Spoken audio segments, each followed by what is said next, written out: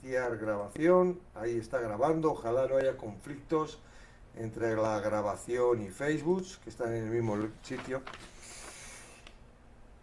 Introducción a la carta de Filemón. La carta de Filemón es única en muchos aspectos. Es la carta más corta que Pablo escribió y la única de sus epístolas de prisión que está dirigida a un individuo.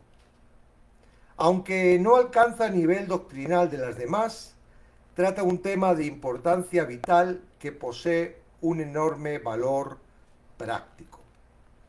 Pablo aborda la enseñanza del perdón entre los cristianos mediante una situación específica. Filemón había conocido a Jesucristo mediante la fe salvadora hacía varios años gracias a Pablo, quizás durante el ministerio del apóstol en Efeso. Se había convertido en un miembro destacado de la iglesia de Colosas. Filemón era rico y poseía una casa tan grande como para reunir allí a la iglesia. Filemón es una carta que tiene como telón de fondo el fenómeno de la esclavitud. Y es imposible apreciar en toda su dimensión sin entenderlo un poco en el contexto del Imperio Romano.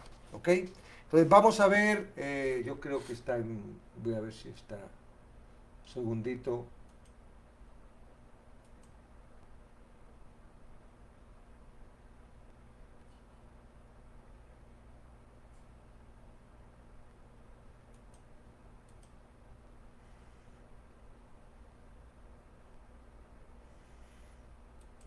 Puede ver todo el mundo. Vale.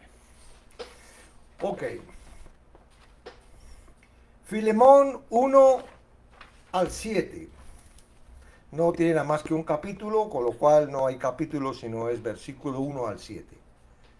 Pablo, prisionero de Jesucristo, y el hermano Timoteo, al amado Filemón, colaborador nuestro, y a la amada hermana Apia y Arquipo, nuestro compañero de milicia, y a la iglesia que está en su casa. Gracia y paz a vosotros de Dios nuestro Padre y del Señor Jesucristo. Doy gracias a mi Dios, haciendo siempre memoria de ti en mis oraciones, porque oigo del amor y de la fe que tienes hacia el Señor Jesús y para con todos los santos, para que la participación de tu fe sea eficaz en el conocimiento de todo el bien que está en vosotros por Cristo Jesús. Pues tenemos gran gozo y consolación en tu amor, porque por ti, oh hermano, han sido confortados los corazones de los santos. Esto sería un poco la introducción a esta carta y mañana veremos la parte técnica y teórica del propósito de la carta. Amén. La carta de Filemón es única. Eso es en la introducción, perdón. Pablo comienza la carta con su nombre en conformidad con la práctica del mundo antiguo. El corazón de Filemón debía saltar de gozo tan pronto como vio el nombre del autor de la carta. Pablo fue el noble apóstol encargado de difundir el cristianismo en todo el mundo grecorromano. También fue el que guió a Filemón a Cristo. Así que tanto desde la perspectiva de su importancia como de su historia personal en la vida de Filemón, el nombre de Pablo debió apremiar a Filemón a leer la carta con avidez. Qué privilegio recibir una carta inspirada de Pablo. Solo Timoteo y Tito gozaron también de dicho privilegio. Pablo se describe a sí mismo como prisionero de Jesucristo. Es la única carta en la cual comienza con esta descripción. Es usual que Pablo comience declarando su apostolado y enseñando su autoridad. Lo mismo sucede con las epístolas pastorales. Estas, al igual que Filemón, estaban dirigidas a individuos, pero trataba temas relacionados con la iglesia y por tanto poseía un matiz de autoridad. En esta carta, no obstante, Pablo decide no hacer uso de su autoridad, sino más bien acudir a un amigo con gentileza y con un toque muy personal. Timoteo no fue coautor de Filemón, pero acompañaba a Pablo en el momento de escribir la carta. Pablo lo describe como el hermano porque Filemón lo conocía. Timoteo había estado con Pablo en Efeso, donde quizás conocía a Filemón. De entre todos sus acompañantes, Pablo solo menciona a Timoteo al comienzo de la carta. Como vimos en la introducción, Filemón era un miembro adinerado de la iglesia de Colosas. La iglesia de Colosas se reunía en su casa y él era un miembro activo en el servicio cristiano. La carta también va dirigida a Apia, quien es sin duda la esposa de Filemón, y a Arquipo, quien muy probablemente era su hijo. Pablo describe a Arquipo como compañero de milicia, lo cual evidencia su activa participación en el ministerio. Es posible que haya servido tanto en la iglesia de Colosas como en la Laodicea. Gracia es el medio que provee salvación y paz es el resultado de la misma. La unión de Dios nuestro Padre y el Señor Jesucristo como fuentes conjuntas de gracia y paz sería una blasfemia a Jesús si Jesús fuera solo un hombre o un ángel. Esta frase debe entenderse como una afirmación de la deidad de Cristo y su igualdad con Dios. Pablo comienza el principal bloque de texto de su carta elogiando a Filemón. Su intención no era adularlo, sino que mostraba más bien la convicción del apóstol de que el elogio legítimo nutre la virtud y construye un antídoto contra el pecado. El carácter virtuoso de Filemón es la base sobre la cual descansa la intención de Pablo de obtener el perdón para Onésimo. Pablo conocía de primera mano el carácter de Filemón, pues fue el instrumento que Dios usó para llevarlo a Cristo y tenía la experiencia de haber trabajado con él. Epafras, el pastor de Filemón en Colosas, estaba con Pablo en Roma. También él podía dar testimonio de Filemón, al igual que Onésimo. Estos testimonios reunidos llevaron a Pablo a decir: doy gracia a mi Dios, haciendo siempre memoria de ti en mis oraciones. Pablo siempre daba gracias a Dios al orar por Filemón y no hallaba reproche contra él. La epístola de Filemón lo demuestra, pues Pablo no lo corrige ni sugiere que suceda algo indebido en su vida. Todo lo que Pablo escuchaba acerca de Filemón era bueno. No hay indicios de algún tipo de lenguaje amenazador que sugiera alguna dificultad de Filemón para perdonar a Onésimo, sino más bien el sentir de que lo haría sin problema. La primera característica de quien perdona es la preocupación por el Señor. Los cristianos podemos perdonar porque hemos sido reconciliados con Jesucristo. Los no creyentes no tienen esa capacidad. Debido a que la fe de Filemón era real, su manifestación natural era el verdadero amor bíblico. Este amor se expresaba en un interés genuino por las personas, un interés que le dio la capacidad de amar. La fe y el amor verdaderos derivan de un interés por la comunión fraternal. En el cuerpo de Cristo no hay lugar para el individualismo ni la indiferencia hacia los demás.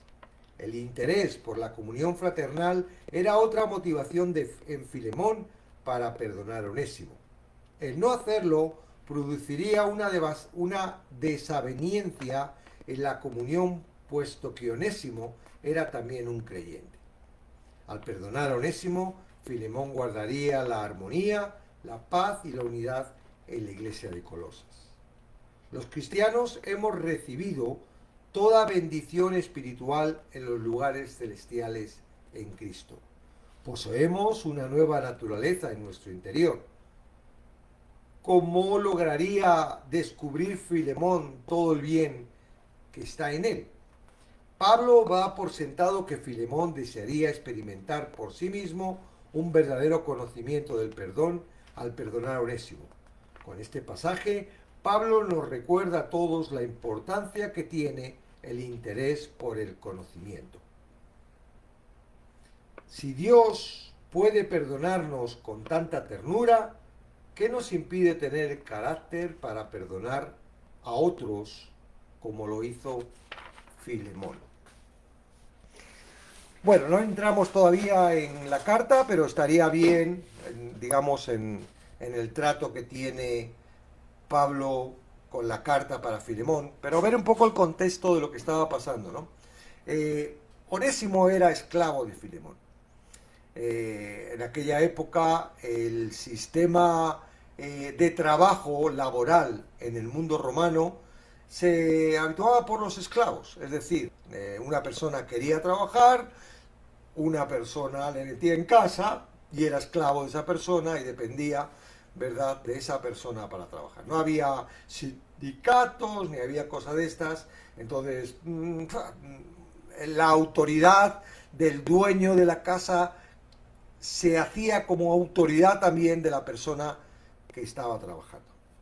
El problema de Onésimo no fue que como esclavo, ¿verdad?, se liberara y se marchara. El problema de Onésimo es que se marchó con cosas que no eran suyas. Ya lo veremos mañana en la segunda parte. Entonces, no solo desertó del trabajo, sino que encima utilizó recursos para poderse escapar y marcharse que no eran debidos. Desde el transcurso de que Onésimo sale hasta que regresa, Onésimo encuentra a Jesucristo, encuentra a Pablo, trabaja con Pablo, es parte de lo que Pablo, en un momento del servicio de Pablo, y entonces, bueno, dirigido por Pablo, dice, mira, tienes que volver a Filemón, donde saliste, y tienes que restaurar. Había parte de trabajo que tenía que hacer Onésimo en la restauración, que vamos a ir viéndolo mañana, todo esto, pero también Pablo, esta carta era preparatoria ¿para qué? Para que el corazón de Filemón estuviera dispuesto también a recibir lo que claramente Jesucristo estaba queriendo con este conflicto.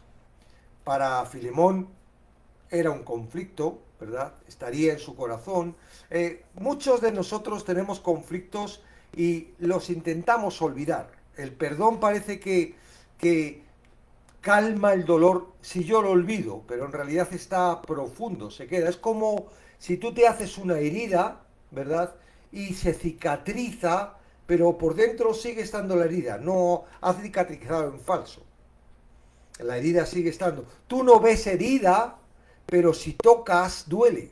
¿Por qué? Porque todavía la herida. Entonces, esto sucede con el falso perdón. Como duele tanto lo que uno pretende, y esto es una astucia del corazón, ¿verdad? Para hacernos creer, y sobre todo los cristianos, nos hace creer que hemos perdonado por nuestra propia fuerza y en realidad lo que hacemos es no recordar el dolor, pero el dolor sigue estando dentro, de forma que cuando nos tocan, ¡ah!, nos duele. Yo constantemente me encuentro con personas que hablo del perdón y ellos dicen, no, si yo ya he perdonado, no, yo ya le he perdonado. Y yo digo, ¿seguro? Y estratégicamente le llevo al lugar, al momento en el que pasó el conflicto con esa persona, y inmediatamente después de cambiar la conversación a haber perdonado, sino a centrarnos en el daño y tal, en lo que produjo, sale el dolor. Y al salir el dolor, ¿verdad?, sale todo lo que está dentro y está estorbando. Cuando el Señor quiere que nosotros perdonemos, no está tratando como de decir, ah, mira, necesitas perdonar para... Voy a colocar los comentarios. Necesitas perdonar... Un momentito. Necesitas perdonar para que yo esté contento. Uy, qué bien has perdonado. No. El Señor sabe cómo somos. El Señor sabe lo que nos duele. El Señor sabe nuestra impotencia. Somos débiles. En nosotros somos débiles. El interés del Señor para que nosotros podamos perdonar, ¿verdad? Es para que, bendiciones, Aarón, es para que no se produzca el dolor, para que no sea parte de la dirección. El corazón utiliza todo eso para llevarnos a un estado de ansiedad, a un estado de tristeza, a un estado de inmundicia, que nosotros ya no tenemos que estar en ese estado. Ah, pero si estoy en Cristo, si he nacido en Cristo, si he recibido a Cristo, si amo a Cristo, ¿por qué todavía tengo que estar sufriendo este dolor por estas causas? Las personas creen que tienen que perdonar cuando la persona reconoce que ha hecho daño y le pide perdón. ¿Verdad? Hay veces que las personas hasta que hasta que no venga y no me pida perdón, no le perdono. Como creyendo de que si esa persona reconoce que le ha hecho daño y le pide perdón, le va a ayudar a perdonar. Eso es mentira. No perdonamos. Engañoso es nuestro corazón. Si tú crees que todavía puedes perdonar por tu propia cuenta, todavía no conoces cómo es tu naturaleza. La naturaleza humana es un árbol de pecado que no puede dar otro fruto nada más que el pecado. Es cuando estamos en Cristo que ya no damos nuestro fruto, sino damos el de Él. Entonces, este es el conflicto. ¿Sí hizo mal Onésimo? Claro que hizo mal, pero se encontró con Cristo, se encontró, ¿verdad?, que Cristo le dijo, sí, eres un esclavo que has robado y te has ido, has desertado, pero te amo y yo he pagado en la cruz por ti. Amén. Él tenía la seguridad de que Dios ya le había perdonado, pero no tenía muy claro que Filemón le había perdonado. No era un conflicto con la salvación, no era un conflicto con la espiritualidad, era un conflicto de relaciones. Es más, yo creo que el conflicto era más hacia Filemón, ¿verdad?, que hacia Onésimo, que llevaba tiempo sirviendo a Dios, ¿verdad?, con Pablo. Entonces, esta carta trabaja este asunto y es importante. Hoy hemos visto uno de los puntos, bueno, eran dos, dice, la primera característica de que perdona es la preocupación por el Señor. Me preocupa más mi Señor que mi dolor. Y no me preocupa el perdonar para acercarme al Señor, porque ni aunque tú perdones, que no puedes perdonar, vas a poder acercarte por tu propia cuenta al Señor. No, nosotros mientras que el Señor no nos alcanza, mientras que el Señor no nos hace nacer de nuevo, mientras que el Espíritu Santo no viene a nuestra vida, no somos capaces de hacer absolutamente nada. Somos esclavos, acordaros. Y bueno, no como Onésimo que se puede escapar, estos esclavos no se pueden escapar. Amén. Entonces, la preocupación, estamos hablando de personas que están en Cristo, que esta es la frase que yo he subrayado hoy, que es la más importante de este estudio, para abordar este estudio del perdón. ¿Por qué? Porque, voy a leer la frase, dice, los cristianos podemos perdonar porque hemos sido reconciliados con Jesucristo. Los no creyentes no poseen esa capacidad. Ahora, claro, los no creyentes parece que está hablando de todos aquellos que no creen en Cristo. Y no, en realidad está mal esa expresión. Todos los que todavía no han entrado en el nuevo nacimiento, no entraron en Cristo, todavía no han sido rescatados, porque la justificación viene no cuando yo creo, es cuando Cristo me rescata. Él es el que me compra.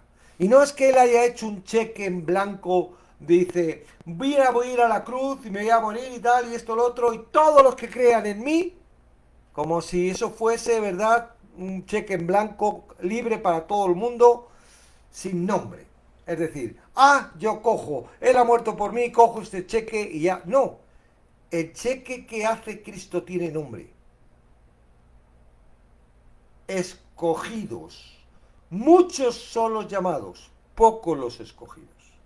Entonces, todavía hay un proceso en la vida de la persona creyente, porque es creyente, porque si no eres creyente es imposible que Cristo te alcance.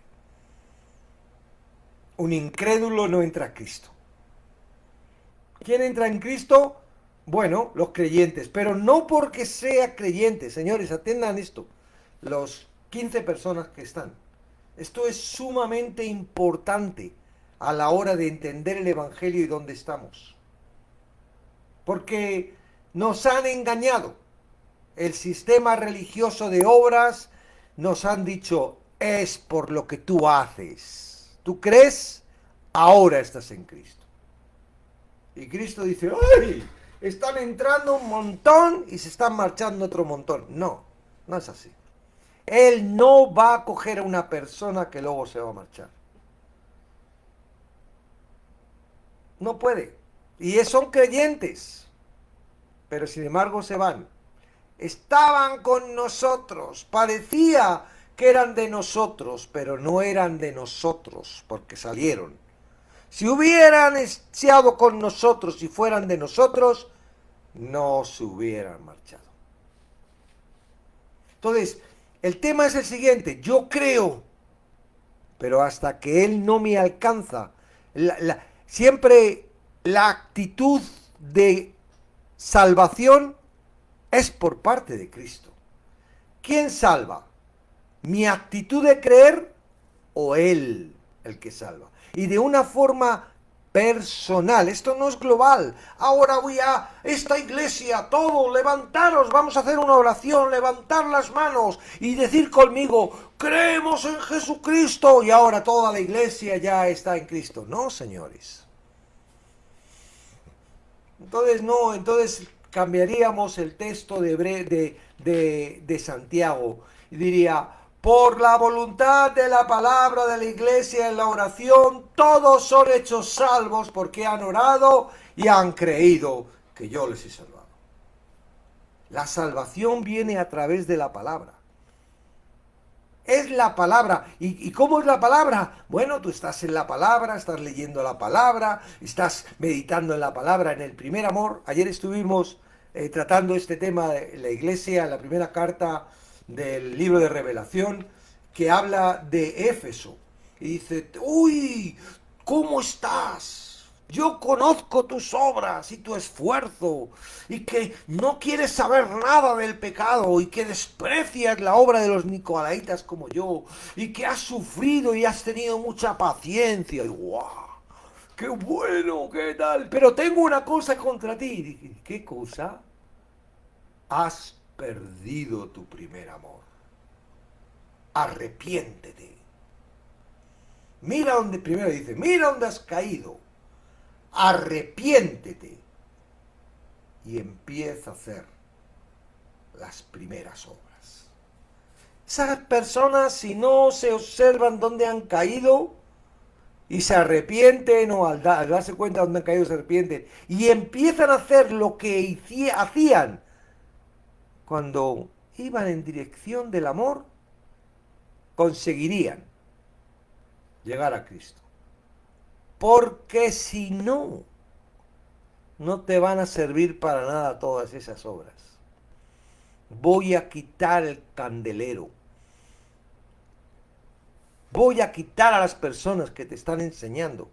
Voy a quitar a las personas que tienen luz. Las voy a quitar y no vas a tener luz para poder venir a mí. Vas a seguir en la oscuridad, gobernado por el que te ha hecho desviar a las obras. Entonces, importante, señores, ¿cuáles son esas primeras obras? A lo mejor estás empezando, a lo mejor llevas mucho tiempo. Todos ayer coincidíamos de que al principio había un amor, había unas ganas por conocer la palabra, todos nos enfocábamos en la Biblia, la queríamos leer rapidísimo, rápido todas, y no la entendíamos, pero había un amor, una pasión. y eso se perdió. Acuérdate, ¿por qué perdiste eso? Porque por lo que perdiste eso, por lo que te tienes que arrepentir. Y no es una obra el arrepentimiento. El arrepentimiento es reconocer, ¡ay, esto fue! Por esto yo dejé este primer amor, por esto yo me desvié, por eso no llegué a alcanzar la gracia. Y ahora me encuentro luchando, esforzándome, aquí aguantando con paciencia algo que sin amor no vale para nada. Entonces, señores, si no se está en Cristo, cosa que no depende de nosotros, no se puede perdonar. Ahora, ¿cuántas personas conocéis que sin estar en Cristo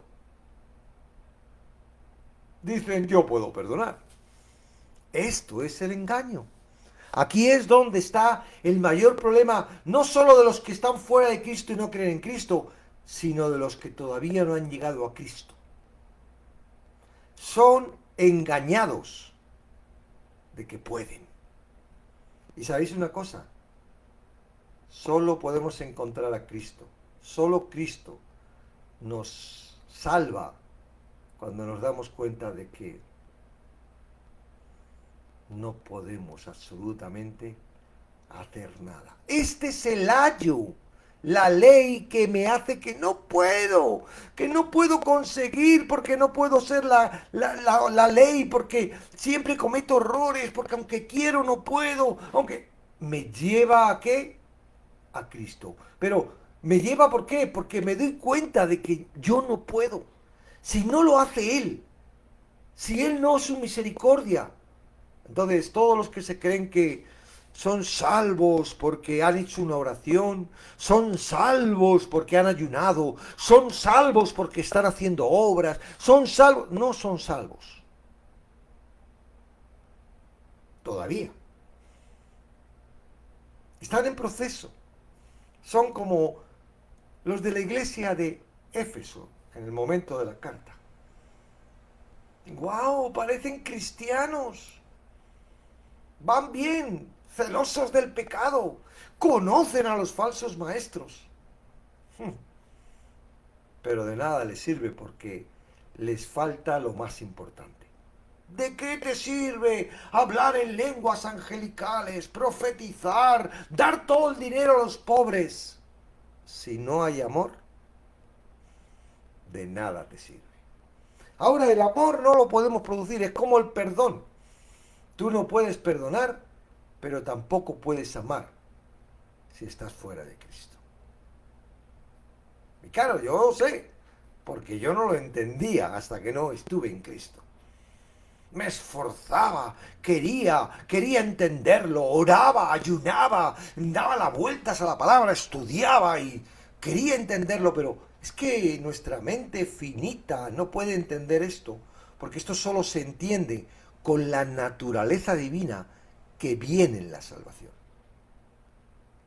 Es cuando Cristo dice, ya está, preparadito, horneado completamente. A través de la palabra Él va, ¡pum!, y te mete el paquete de la gracia. Ese paquete de la gracia es el Espíritu Santo. Ese paquete de la gracia es que entras al cuerpo de Cristo. Ahora ya no eres tú, ya no es tu mente, ya no es tu corazón, ahora es Él. Entonces, ahí es donde comienza el proceso del perdón. Hay una parte que es la carnal que todavía viene, que de alguna forma Él, porque lo puede controlar, Él puede hacer así, y cambiarlo y quitarlo, porque a veces lo hace, ¿verdad? Pero otras veces no, otras veces utiliza eso ¿para qué? Para mostrarnos nuestra naturaleza. Porque si no, le pasaría lo que Pablo con su aguijón. Dice, Dios permitió ese aguijón en mí para que no me enalteciera. Ese aguijón que me estaba molestando era un beneficio para mí, para que no me enalteciera. Y no porque Dios no me iba a castigar si me enalteciera. No, es que si me enaltecía, no podía utilizarme para el servicio de Dios. Y Él lo que quería es que yo fuese útil para el servicio. Entonces, ay, ¿por qué Cristo no me quita esta falta de perdón que tengo en mi corazón? Está utilizándolo para que te des cuenta de que no eres tú, es Él. Ahora dices, ay, si yo no perdono, Él no perdona. No, mentira, eso es mentira. Y tú tampoco puedes perdonar con tu propio corazón porque tu corazón no quiere perdonar. Tú eres lo que sientes y lo que piensas. Espiritualmente todavía no. Es como hay una persona que estaba diciendo de que el espíritu en el cuerpo es como en una prisión que no puede apenas moverse. ¿Por qué? Porque el que gobierna en este mundo físico es el cuerpo. Hasta que no seamos liberados de este cuerpo físico, no vamos a entender lo que es realmente el espíritu. Lo creemos, lo entendemos, lo experimentamos por fe. ¿Qué es la fe? La certeza de lo que no veo. Entonces, no vengan aquí diciendo, ay, yo siento el espíritu. Eso no es el espíritu. Eso son tus emociones. Eso está dentro de tu corazón y el sistema de tu corazón que te está engañando. Sí, a veces el sentimiento Dios lo pone, ¿verdad? Uno está tan contento con Dios y sí, lo pone Dios porque Él es dueño ahora de nuestra vida. Y con el mismo corazón, es como la fuente, dice, no puede ser una fuente de agua dulce. Con el mismo corazón con el que amamos a Dios, adoramos a Dios, odiamos al vecino y al que nos hace daño. ¿Entendéis? Entonces, es por fe. Mi vida espiritual se basa en lo que dice la palabra. Y no lo experimento. Lo experimento en fe. Por eso los ateos y la gente que quiere que demostremos esto, no se puede demostrar, porque todo esto es por fe. Y no es por nuestra fe, es por la fe que Él ha puesto en nosotros. Que eso es lo más misterioso y lo más mágico y lo más fantástico. Yo no creo con la fe, porque si yo creyera con la fe que yo tengo en mi corazón y en mi mente, estaría igual que los ateos, porque yo sé cómo piensa mi mente y mi corazón. Ahora, hubo un momento, yo no sé cómo fue, pero hubo un momento en el que Él entró en mí y yo me di cuenta. Ahora me di cuenta de que era capaz de creer. Sí, a veces lo que yo creo me viene y me dice, pero lo intento. Digo, no, perdona. La palabra no puede errar. La palabra no puede mentirse. La palabra no puede contradecirse. Eres tu pensamiento, el que estás en contra. Entonces, tranquilo. No te corresponde continuar. ¿Ok? Perdón un momentito y ya. Entonces, los cristianos podemos perdonar porque hemos sido reconciliados, ¿ok? Y ahora, en realidad, no perdonamos con nuestro corazón, ahora participamos del perdón de Él. Lo voy a decir en esta y en la próxima porque a mí me fue muy útil. Yo tenía resentimiento con el pastor que tenía. El corazón es así, ¿verdad? Es el pastor y es el que más resentimiento tenía. Y este hombre se marchó un año sabático. Y en el año sabático ese yo creía que había perdonado, yo creía que todo bien, todo fantástico, pero cuando acabó el año e iba a volver, yo recuerdo que de sentarme en el suelo apoyado en la pared y llorar, porque no quería que volviera. Ay, va a volver ay, esto. Y yo sentía, o sea, ¿dónde? Todo un año libre de ese resentimiento y de repente, después de estar libre de ese resentimiento un año, ¡pum! Iba a volver y a mí me salió todo esto. Y yo no podía, yo digo, me tengo que ir de la iglesia. Claro, yo quería perdonar con mi corazón y mi propia fuerza porque todavía no tenía este conocimiento. Pero fíjate que Dios, aún todavía no estaba en Cristo, Él me estaba enseñando lo que iba a pasar cuando estuviera en Cristo. Su palabra me enseñó que me dijo, vamos a ver, ¿tú crees que yo he muerto en la cruz por esa persona? Por todo, porque yo tenía mis razones y eran razones de mucho peso.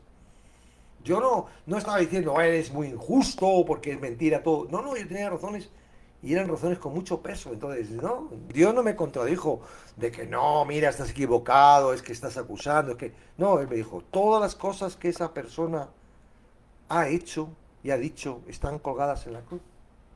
Y yo digo, sí, claro, tú fuiste a la cruz por todo. Ok, si yo soy capaz de perdonarle, ¿tú por qué vas a tener que perdonarle si en realidad lo que le salva, lo que le hace poder llegar a mí, es mi perdón, no el tuyo?